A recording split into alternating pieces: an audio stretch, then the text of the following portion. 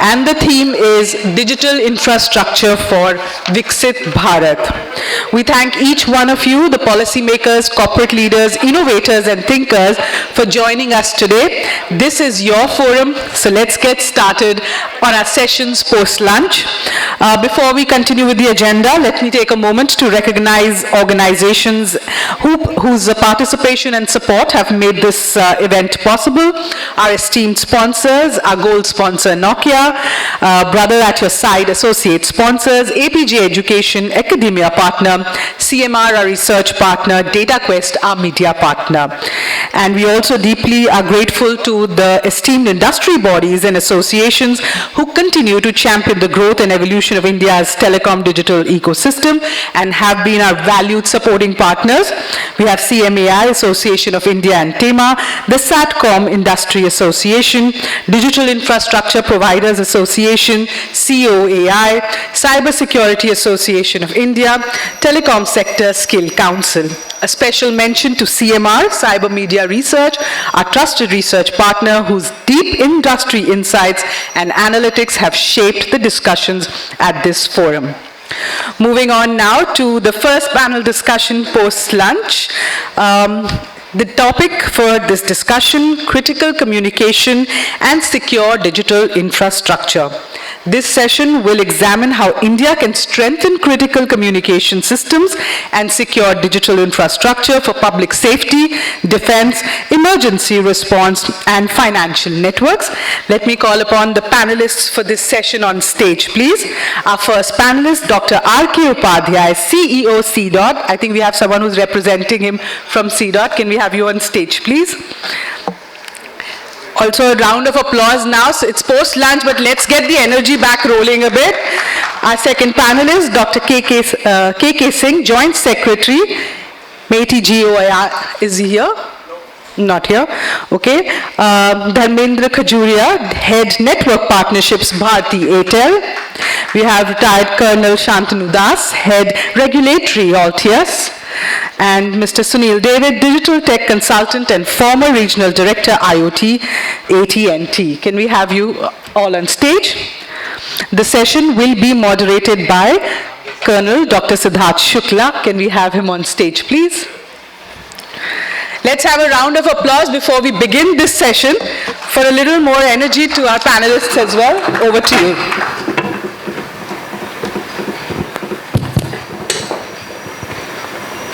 Good afternoon, ladies and gentlemen. I think post-lunch, laziness sips in, and I'm sure that as the session progresses, we'll get some energy into it. The session is very interesting. It is on critical communications and secure digital infrastructure. It is a very niche and an upcoming thing in networks today. We have our networks already in place, and this is where we have to improve upon. If I talk of critical communications and digital infrastructure, it has always been the bedrock of military communications, where military communications always had these few capabilities, or I should say the features in a network, which is it should be reliable, it should be fail-safe, it should be secure, it should have a redundant network infrastructure, ab initio in place, geographically separated. In case of any emergency or any attack, the network should automatically take place or take its operational state in full readiness. Of late, in the last decade, we find that even the banking networks, they have improved their network performance to a critical stage, and all our transactions, especially with the UPI coming in, and internet banking, now these networks have been very critical in nature. Even our stock markets and other aspects where real-time exchange of information is required. So that keeping in mind. And finally, if we see in the lines of FirstNet in US, which has a parallel network for critical communications and disaster relief, something called HADR, Humanitarian Aid and Disaster Relief, or Public Protection or Disaster Relief. FirstNet has been a pioneer in this network, and recently Ministry of Home Affairs has started an initiative to create a network called as Public Protection and Disaster Relief. All the telcos and the network operators have been taken into confidence, and their inputs are being sought to design this network. So we are in a stage where these networks are being designed. So without taking much ado, we'll start the discussion with our esteemed panelists. We'll start with Mr. Prashant Chugh, who has been the CTO, and the sequence will be the same. I'll just start with a common kickoff question to just warm up the discussion. The question is that whether critical communication now spans PPDR, defense, emergency response, financial networks. From your perspective, what is India's biggest vulnerability today? And what is the one most urgent capability we must build in next 12 months? Over to you. Yeah, thank you. Let me quickly introduce. I am Prashant Chugh. So I'm working in the area of post-quantum cryptography in Sidharth. So here I'm representing my CEO, Dr. Rajkumar Upadhyay, who is unable to attend because of certain other important criticality meetings.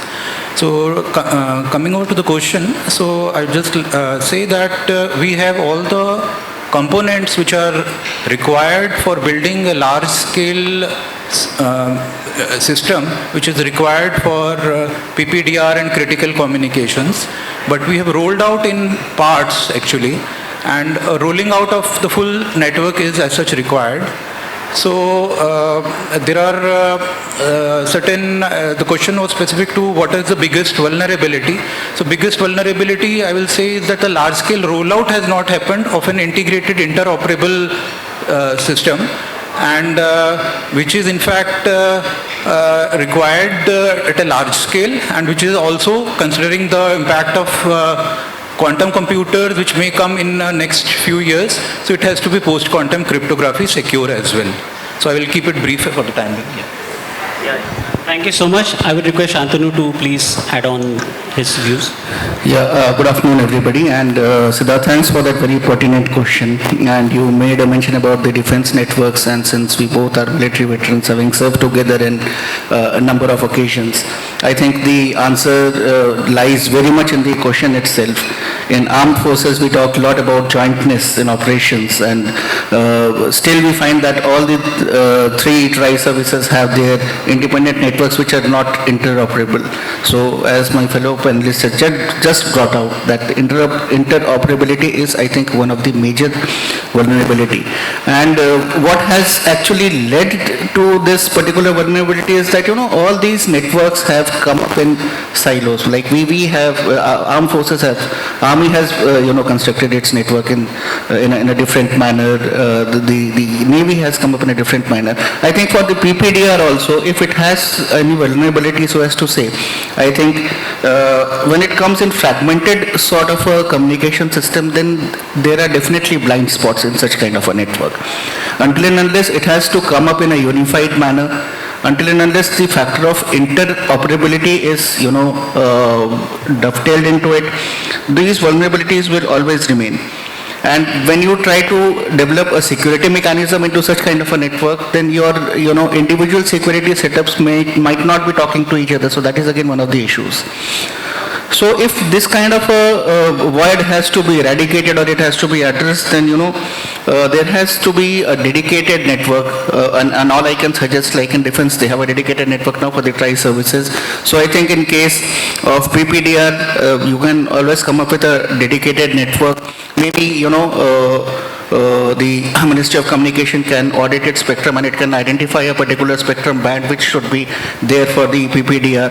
You can have a hardened satellite and fiber overlay onto it, and then you can build the network with a zero trust infrastructure and the security at its core from the very beginning. So that is what my submission would be. Yeah, I think you were leading me to the next question, but before I go to that question, I would request Dharmender ji to talk from an operator's perspective, that how, when PPDR being planned by Ministry of Communications and IT and MHA, how does an operator look into such a new network coming into for critical communications? So good afternoon everybody. I think it is very hard to keep all you awake after the lunch.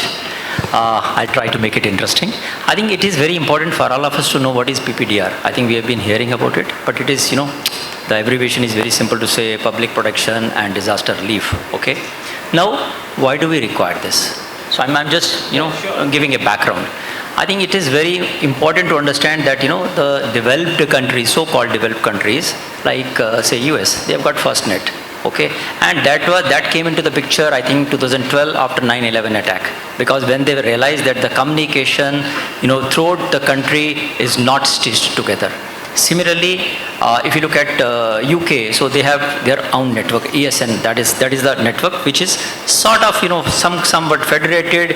At the same time, there is a central agency which is looking at it. So there are different kind of model. So maybe at a later stage of the discussion, we'll talk about the modeling.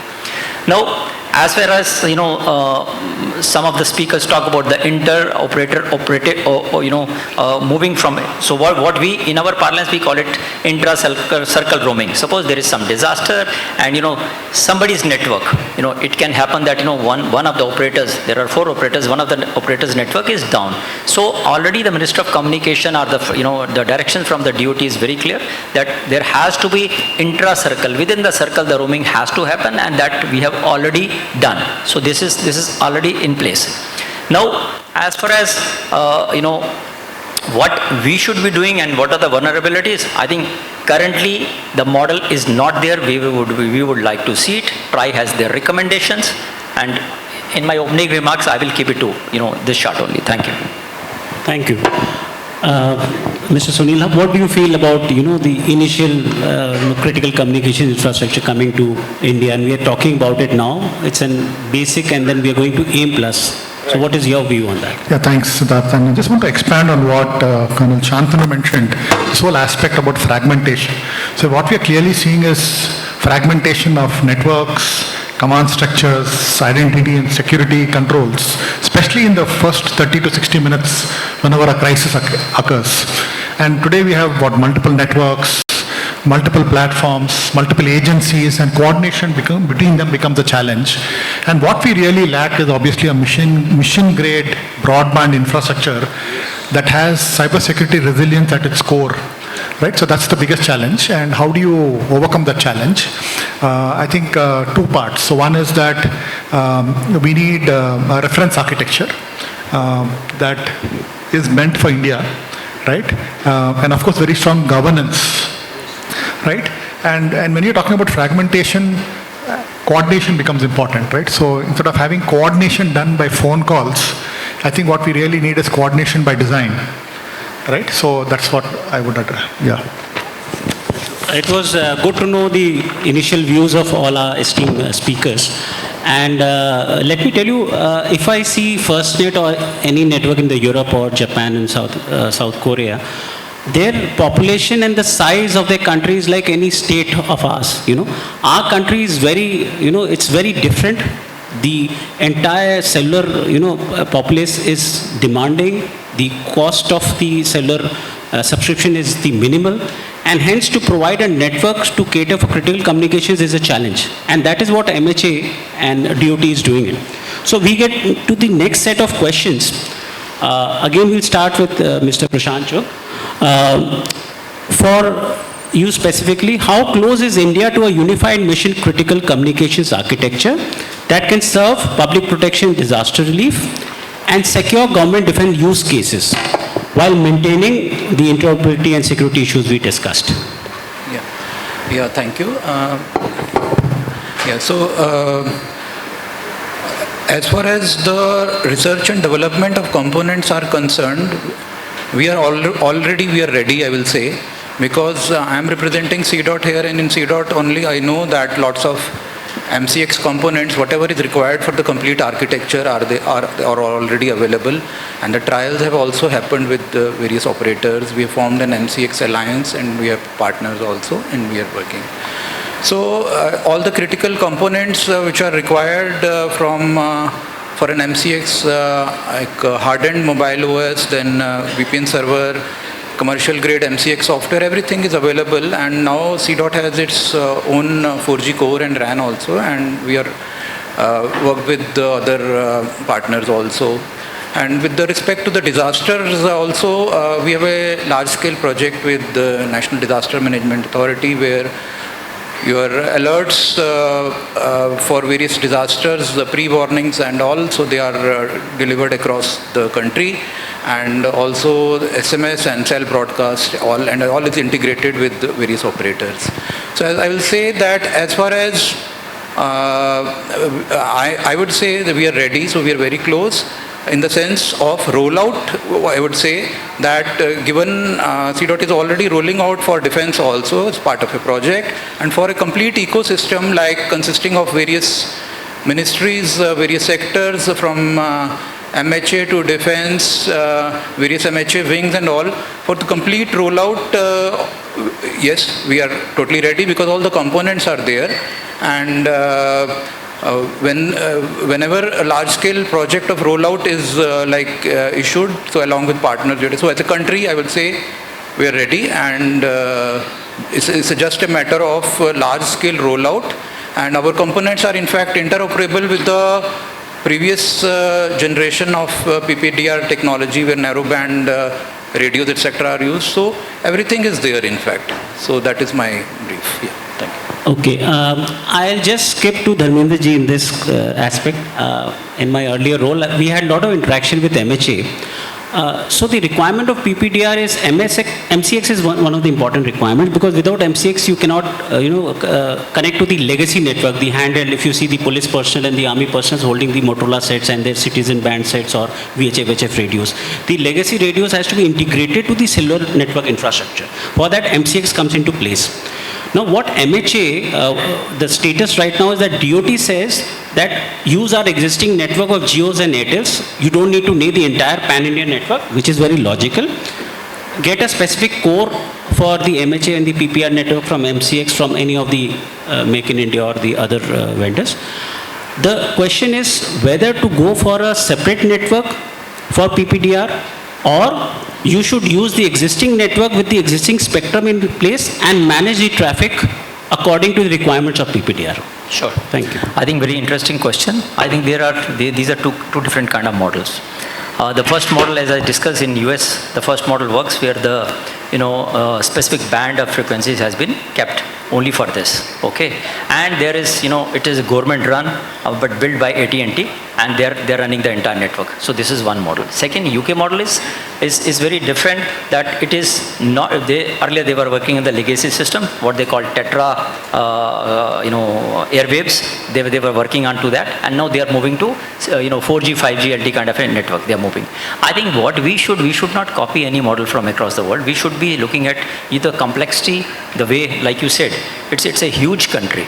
Okay, and the existing network of the operators can be, they can work very well with the the directions from the government, MHA. Now what we need to do is that if you look at, say, first of all, I'm saying I'm removing the dedicated network per se. Okay, if the government can give us some kind of separate band only for this, probably yes. Okay, as far as other things are concerned, core is concerned, RAN is concerned and all, we simply require dedicated PRBs per se, but we don't require dedicated core only for this thing. 5G slicing can work very well, so we don't really need that. Yeah, and as far as now, if we are saying that we don't require a dedicated network per se, so existing network of all the operators can work very well for any kind of disaster or any kind of relief measures where it needs to be done. That's it. So very rightly brought out. And in this model, a slice can be created within each of the networks to dedicate it for the PPDR users, and that bandwidth will be reserved all the time in case of disaster or otherwise. So my next question to Santanu, knowing his TRI background, I wanted to know what is your perspective in understanding the regulations which will be there, the spectrum requirements, the handset ecosystem, because TRI had given a regulation consultant paper on this, that we should use 400 and 800 megahertz for PPDR specifically. But if you see, the device ecosystem does not support 400 and 800 megahertz. That was a lot of discussion when I was in Airtel, and we thought how to handle this, and we used to always advise the government that please select a spectrum which satisfy the device ecosystem. If you have a network, the RAN is not available, the RAN components are not available, core is not an issue. So in your perspective, as and when you're heading the Altius regulatory vertical, as and when the government decides, and TR as per TRI's recommendation, that we should have a PPDR specifically for a separate spectrum What do you feel, in your opinion, should be in terms of spectrum policies and device ecosystem, and as a cellular tower, provider in the country? Sidharth, that's quite a tricky one, and I think I'll have to use my regulatory acumen and the military acumen to answer that. And if you talk about the device ecosystem, I think you will also agree with me that while we both were serving in the Army headquarters, and there was a project on 3G mobile network dedicated especially for the armed forces, and it got shelved because the main reason was that 3G was getting phased out and 4G was coming, and the decision makers decided that the ecosystem will be very, very bleak, very, very thin, so there was no point going ahead with that. So I definitely agree with the fact that yes, whatever has to come up keeping the ecosystem in mind. However, when I said about military acumen, most of us would, witness this particular fact that whenever in any kind of a natural calamity or a disaster, when army is thrown into the relief operations, nobody thinks about the communication as to how they are going to take care of it. And why is that so? That is because they have got a parallel, segregated, different secure network running for which they don't have to bother. It's a pan-India network which works. So taking the cue from that, I personally think that there should be a separate spectrum dedicated for PPDR. Way back in March 2015, you were also there. I think the defense band spectrum got allotted to the armed forces. The WPC had given a separate, band of frequencies dedicated to defense, which was supposed to be reviewed every 5 years. I think similar kind of an approach can be taken for PPDR as far as the spectrum is concerned. And I personally feel that yes, there should be a separate spectrum, and that spectrum should be in such a band which supports the current ecosystem. You're giving a spectrum in a band which doesn't have an ecosystem doesn't make any sense. Next is that, when you talk about the device ecosystem, there are multiple stakeholders when it comes to responding. And each, stakeholder having a different kind of a device will not work. So there has to be a central agency which needs to take care of the procurement reform, so that, interoperable devices are there with everybody. And thirdly, what I feel is that there should be one particular agency which should be accountable to put all these procurement and the SOPs and the policies in place which are supposed to be adhered to by all the stakeholders. So I think that is the way forward in this. I think more coordination needs to be done with MHA and DOT, because DOT is actually controlling the telecom infrastructure and the operators, and MHA is supposed to run the network. So I think it's a right point that the coordination between the ministries have to be right, and clarity of thought how you want the network to come up. In this round, the last question to Mr. Sunil. What best practices you feel is required for integrating the PPDR with secure government networks while maintaining the segregation, command control, and consistent service assurance? Right. So a couple of things. So one is Dharmender mentioned that what works. Say, give the example of FirstNet. Of course, there's ESN in UK. You have SafeNet in Korea, right? Meant for those specific countries. So what works there may not necessarily work for India. So obviously, we'll have to see what is best in terms of what works for India well. So what I believe is that it is not one network for everything. We need strong integration with segregation.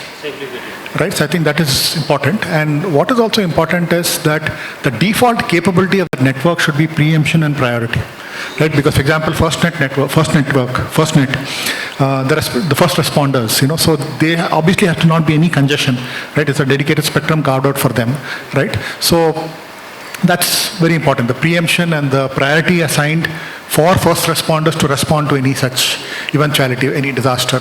I think that's critical. Second thing is that interoperability through controlled gateways. We are not talking about open flat connectivity. So we should have integration, but with controlled gateways. That's interoperability. That's one. And the third, I think, is that all these mission critical services have to adhere to 3GPP standards, because you're talking about a very fragmented ecosystem, and how do all these heterogeneity of devices which are there. So how do you ensure interoperability between devices? So, and again, you've got to have standards that will ensure that they can communicate among themselves. So these are broadly what I would feel, so in terms of best practices. There's no one size fits all for India.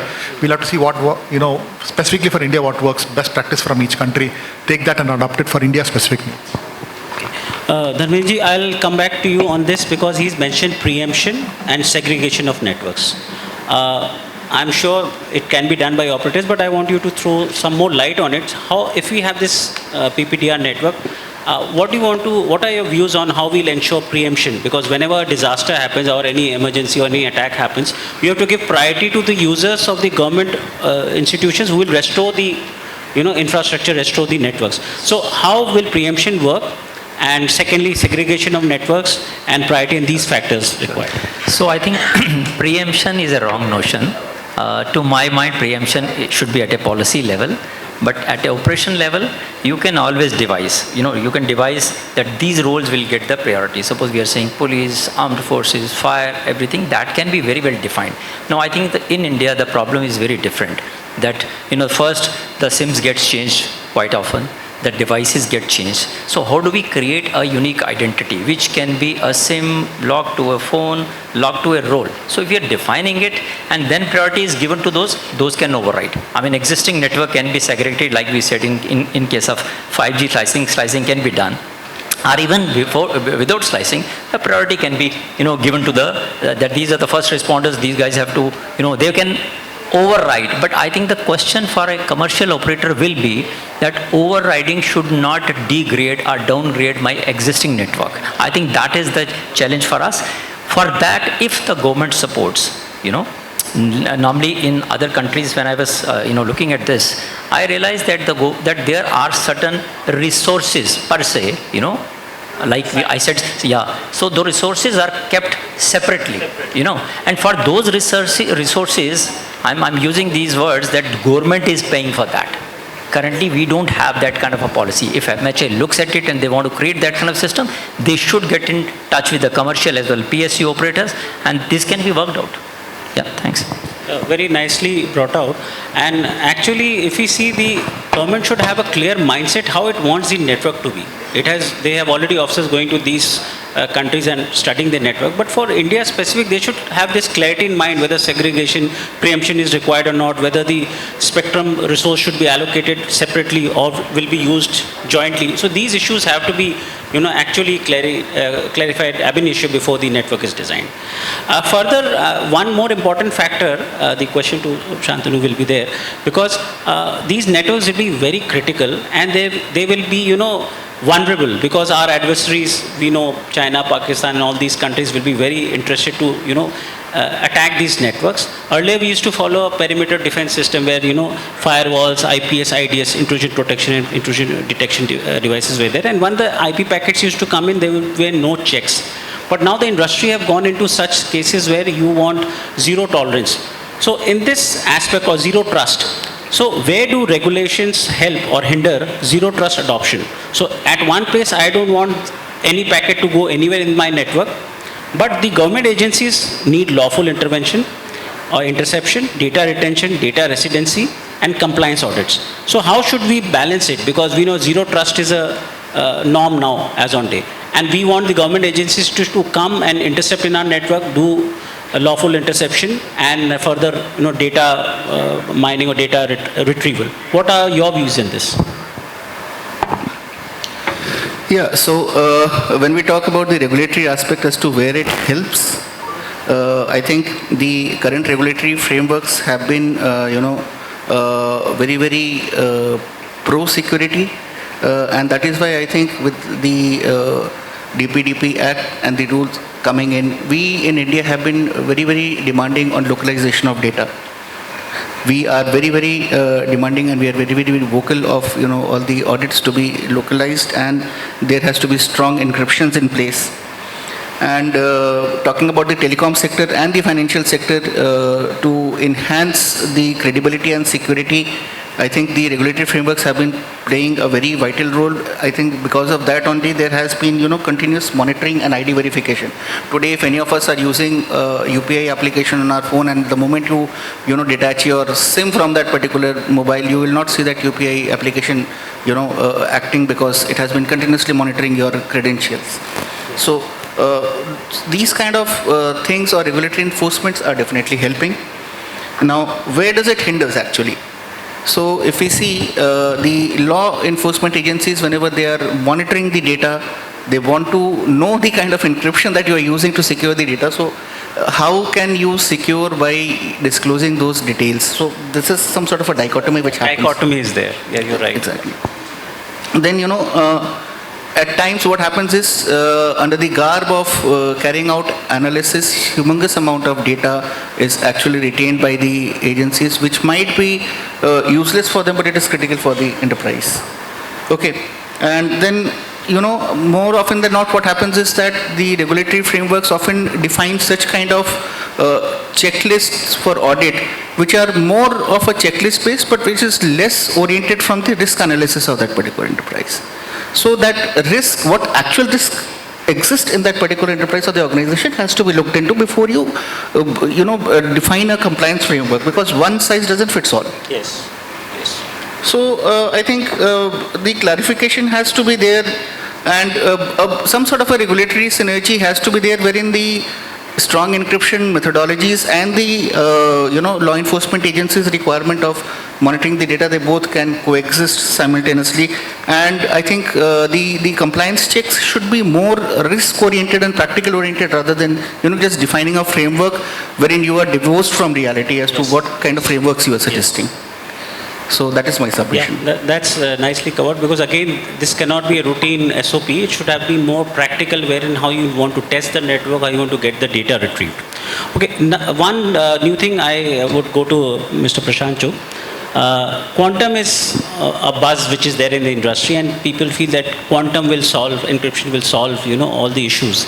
But to get the entire payload of data, quantum encrypted is again a question mark. Maybe the header or maybe some important top secret data can only be encrypted. So I want you to throw light on this, that on quantum safe readiness, what is the India's priority, and how secured government communications post quantum encryption, migration plan and hybrid cryptography, how are these standards going to, how do you foresee these technologies will affect and propel our secure networks? So thank you very much. So as I mentioned, I am working in post-quantum. So this is in the area of my domain. So quantum is not only a buzzword, but the quantum computers advancements which is happening is going to be a real threat to the cryptography in the coming years. And a lot of developed world started long before us and took quantum security as one of their country's highest priority projects. But now we are not behind. That's what I wanted to tell you. Because with respect to India, now as all of you must be knowing that National Quantum Mission was launched by Department of Science and Technology. And under that, 4 hubs have been created. Quantum communication, computing, sensing materials. So these quantum communication hub, where in fact CDOT is a major player there, and it has been set up at IIT Madras in association with CDOT. So this one prime focus of this is on the various technologies to make quantum safety of our networks. And there are 2 technologies mainly for quantum safety. One is called as post-quantum cryptography, and the other is called as quantum key distribution. So with respect to the organization which I am representing, like CDOT, so we have a quantum readiness in the sense that we have products ready in both these technologies, QKD and PQC, and in fact we have combined these also to get the best of them together. And to the specific question which was asked, like what should be encrypted and if headers are encrypted or the payload is encrypted, so I would like to go into slightly more details that where is the quantum computers actually hitting the security or the network security, the network cryptography. So as most of you are knowing, there are 2 types of cryptographies. One is asymmetric and the other is symmetric. And asymmetric is also known as the public-private key cryptography, and the symmetric is the same keys there. The popular example of symmetric is AES-256, and the popular example of this public-private cryptography has been that RSA, then elliptic curve Diffie-Hellman, and those cryptographies. So the real threat of quantum computing advancements is on the asymmetric cryptography. where your public-private cryptography is, experts are saying, will be like completely broken as these quantum computers are advancing. And now most of the practical systems use a combination of asymmetric and symmetric cryptography. So the advancements in quantum computers means that asymmetric is broken and will have an overall impact actually. So the symmetric we can continue to use AES-256, that's what I wanted to tell. So wherever AES-256 are using, and that we'll continue to use. But the existing, all the public-private cryptography we have to replace by the new algorithms, the new standards which are been standardized over almost 8 years of efforts, and where these FIPS 203, FIPS 204 standards are ready. So they can be used. So as such, doing the right standard, it was part of standard selection to check on the performance as well as in addition to the security. So we have all the readiness and we are ready to migrate, and under in fact Department of Science and Technology, Quantum Safe Ecosystem Committee has been created, and shortly we'll see countrywide guidelines coming on, as most countries have already given some sunset dates of their classical cryptography to sunset and move to post-quantum cryptography. We will also have our guidelines. Yeah, so much on quantum, and it is quite, I'm very happy to know that India is doing great, taking great leaps in quantum encryption. And as he brought out that, asymmetric keys and the new protocols will take the shape for critical communication network. So I think the last phase of questions for everybody, we will wrap up the session. In next 1 year, what is the one decision India must get it right on PPDR, cybersecurity architecture, quantum safe transition to avoid building fragile critical networks? I think, Santanu, you may answer this question. I think I'll go back to reiterate my, answers which I have given previously. As I had mentioned that there has to be accountability, so there has to be a central organization which looks into the aspect of interoperability, framing the regulations, putting the SOPs in place, so that there is an element of uniformity all across. And when you try and design and engineer the security architecture, it has to be based on zero trust framework from day one, and it has to be quantum safe, as we are all aware that the threat is looming large now. And of course the security by design has to be there from the very beginning. So that is what I can say. Yeah, Dharmender ji, you want to say something? Again, adding on to what Shantanu said, if you look at what is the big challenge for us, I think there has to be a central agency which is completely controlling it. That is the most important part. And after that, if we are looking at, PPDR, then it is not the only, soft aspects of it. Since it's a securing digital infrastructure, then it comes to the phygital, so the physical, assets as well. I'll just give you an example, saying that, while we are saying that that the communication should go, but if during the floods in, say, Shimla, or the Himachal or other areas, we have seen that, that the fibers and the fibers have washed away. Now, just to see that and secure that piece is also very important for us, because currently we have got, say, OPGW fiber on the PGCL towers. If we are able to use that, then probably, we don't have to think only from a software perspective also. We need to secure our digital infrastructure as well. That is my take. Yeah, I think the last word on So I just wanted to add that the architecture becomes so critical and very important to standardize the architecture, right? And that architecture, whether it's suggested, the segregated PPDR core, or whether it's the zero trust baseline or interoperability rules which we spoke about. And of course we talked about quantum, but coupled with standardizing architecture, governance becomes very critical, right? So when you combine governance with architecture standardization, I think that's one decision that India definitely should take, right? To get it right, to really, ensure that we are able to protect our fragile infrastructure. I think with this last answer, we wrap up the panel, and we had a great interesting discussion on starting from quantum to zero trust networks and PPDR in detail, and how we see India getting its first PPDR network or critical communication network with digital infrastructure. I hand over to the MC. Thank you so much. Thank you so much, gentlemen. I'll just request you to stay on stage for a minute. Can I invite PG on stage, please, to present them with our token of appreciation to our panelists?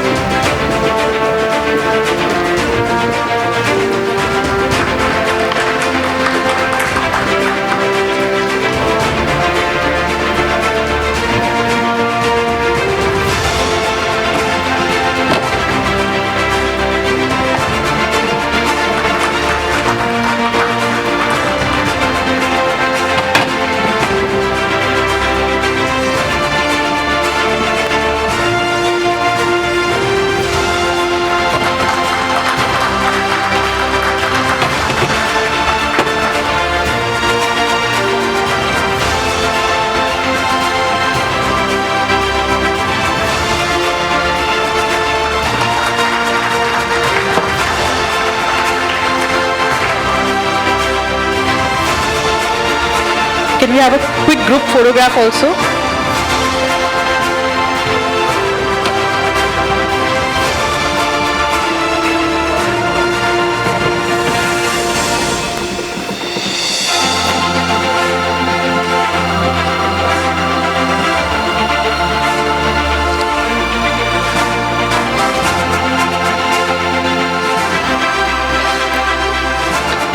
Thank you so much, gentlemen.